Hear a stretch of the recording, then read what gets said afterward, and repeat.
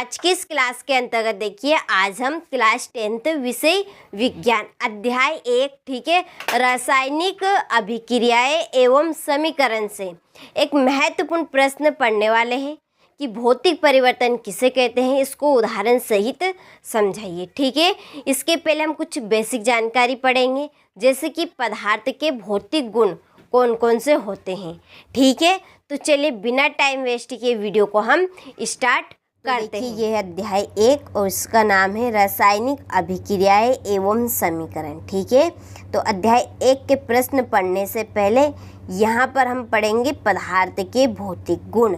ठीक है, कि पदार्थ के भौतिक गुण कौन कौन से होते हैं। तो देखिए, पहला है अवस्था, दूसरा रंग, तीसरा गंध, चौथा गलनांक, पांचवा क्वथनांक और छठा है घनत्व। ठीक है, तो ये पदार्थ के भौतिक गुण कौन कौन से, अवस्था, रंग, गंध, गलनांक, क्वथनांक और घनत्व। ठीक है, तो यहाँ से अच्छे से स्क्रीनशॉट ले और इसको भी अपनी नोटबुक में नोट कीजिएगा। ठीक है, चलिए आगे बढ़ते हैं। भौतिक परिवर्तन किसे कहते हैं, उदाहरण सहित समझाइए। तो ये प्रश्न आपसे 2 नंबर में हालांकि पूछा जा सकता है और इम्पोर्टेंट भी है। ठीक है, तो चलिए भौतिक परिवर्तन को समझते हैं प्रैक्टिकली। ठीक है, तो चलिए, तो देखिए यहाँ पर भौतिक परिवर्तन समझने के लिए मैंने एक बर्तन में पानी लिया है। ठीक है, इसके बाद में हमने साइड में शक्कर ली है और नमक लिया है। ठीक है, तो नमक भी लिया है। तो देखिए, हम ये शक्कर कैसी होती है, ठीक है, कैसी होती है सभी को पता है, सभी ने खाई है, मीठी होती है। और आप देख सकते हैं इसके छोटे छोटे से दाने होते हैं और बिल्कुल ठोस होते हैं। ठीक है, जैसे ही हम इस शक्कर को इस पानी में मिलाएंगे, ये सीधा पानी है, सादा पानी। ठीक है, सादा पानी, इसमें हम इस शक्कर को घुलाएंगे तो शक्कर कैसी होती है, मीठी होती है। तो मीठी होती है तो ये पूरी तरह से इसमें घुल गई शक्कर। ठीक है, घुल गई और इसने क्या किया, अपनी मिठास इस पानी के अंदर छोड़ दी। ठीक है, इसी तरह से आप देख सकते हैं ये है नमक।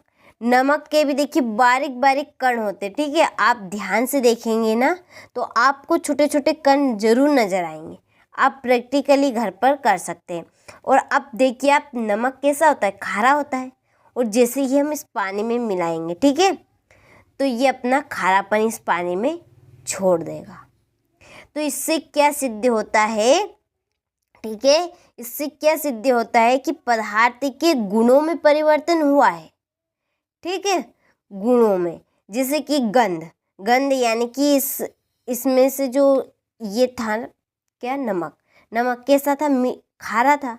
तो इसने अपना खारापन इसमें छोड़ दिया और इसके जो कण थे बारीक बारीक, वो ठोस थे और इसमें जाकर घुल गए। ठीक है, परिवर्तन हुआ। इसी तरह से शक्कर थी, शक्कर भी मीठी होती तो इसने अपनी मिठास इस पानी में घोल दी। ठीक है, पानी में घुल गई, पानी में इसने अपनी मिठास छोड़ दी।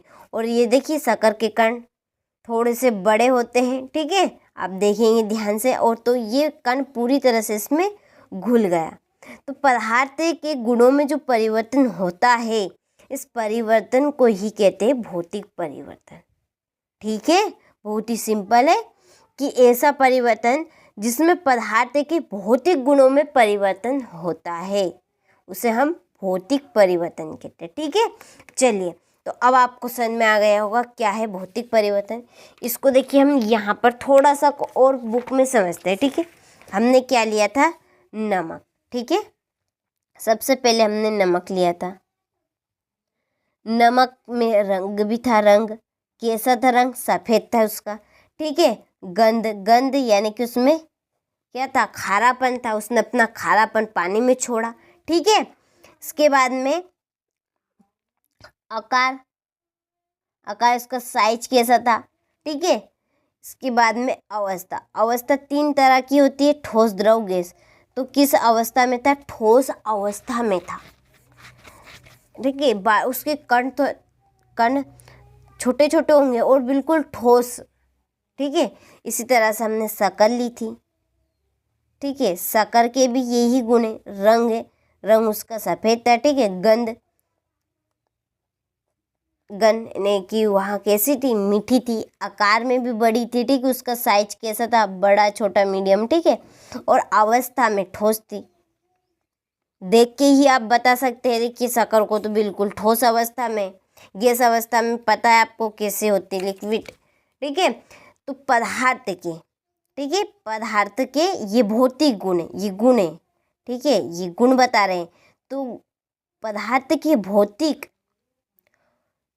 गुणों में परिवर्तन होता है, उसे ही हम भौतिक परिवर्तन कहते हैं, ठीक है। अब आपको समझ में आ गई परिभाषा कि ऐसा परिवर्तन, भौतिक परिवर्तन किसे कहेंगे कि ऐसा परिवर्तन जिसमें पदार्थ के भौतिक गुणों में परिवर्तन होता है, उसे हम भौतिक परिवर्तन कहते हैं, ठीक है। देखिए एक टाइप से और लिख सकते हैं आप इसकी परिभाषा, देखिए कि ऐसा परिवर्तन जिसमें पदार्थ के यहाँ पर नाम ले दो, गुण के नाम ले दो, ठीक है। अवस्था, रंग, गंध, आकार, अवस्था, ठीक है, आदि में परिवर्तन होता है, उसे हम क्या कहते हैं, भौतिक परिवर्तन कहते हैं, ठीक है। दो टाइप से आप इसकी परिभाषा बना सकते हैं। तो चलिए इसको अब हम रखते हैं साइड में। आप यहाँ से नोट्स में से परिभाषा अच्छे से लिखिएगा, सटीक बिल्कुल और तरीके से, ठीक है। मेन उद्देश्य हमारा यही है, ये है भौतिक परिवर्तन, ठीक है। तो चलिए इसके अंदर इसकी परिभाषा किस टाइप से आप लिखेंगे, तो ऐसा परिवर्तन जिसमें पदार्थ के भौतिक गुणों में परिवर्तन होता है, भौतिक परिवर्तन कहलाता है। जिस टाइप से मैंने बोला था वही लिखना है, ठीक है, ऐसा का ऐसा। ये हो गई इसकी पहली परिभाषा। दूसरे शब्दों में, आप दूसरे शब्दों में लिखना चाहते हैं दूसरी टाइप की, तो लिख सकते हैं बिन झिझक, ठीक है, कोई दिक्कत की बात नहीं। ऐसा परिवर्तन जिसमें पदार्थ की, यहाँ पर बस हमने गुण के नाम लिख दिए और वहाँ पे हमने गुण बताए थे, ठीक है। तो पदार्थ की अवस्था, रंग, तापमान, आकार, गंध आदि में परिवर्तन होता है, उसे भौतिक परिवर्तन कहते हैं, ठीक है। चलिए तो ये दोनों परिभाषा हो गई। आपको जो समझ में आए आप कंप्लीट कर सकते हैं, लिखना आपको दोनों ही है, ठीक है। चलिए उदाहरण में आप लिखिएगा, ये पेट्रोल का वाष्पीकरण, ठीक है। इसके बाद में दूसरा शक्कर का पानी में घुलना, जो कि हमने प्रैक्टिकली देखा है। तीसरा है नमक का पानी में घुलना, ठीक है। तो ये है उदाहरण। और आप देखिए नोट करने लायक बात है यहाँ पर, भौतिक परिवर्तन में नए पदार्थ का निर्माण नहीं होता। तो अब देखिए हमने इस पानी में शक्कर मिलाई थी, तो कुछ इससे नया पदार्थ बना, जैसे कि दूध से दही का बनना, ठीक है, दूध से दही बना, लेकिन यहाँ पर शक्कर हमने इस पानी में मिलाई तो कुछ बना क्या, नहीं बना, प्रैक्टिकली देखा, ठीक है। इसमें हमने नमक भी डाला तो कुछ बना क्या, नहीं बना। तो इससे क्या सिद्ध होता है कि भौतिक परिवर्तन में नए पदार्थ का निर्माण नहीं होता है, ये नए पदार्थ नहीं बनते हैं, ठीक है। आपको भौतिक परिवर्तन अच्छे समझ में आ गया होगा, ठीक है। तो ये था हमारा अध्याय 1 का पहला प्रश्न। इसके पहले आप पदार्थ के भौतिक गुण उतार लेना अपनी नोटबुक में। ये रहे 6, अवस्था, रंग, गंध, गलनांक, क्वथनांक, घनत्व, ठीक है।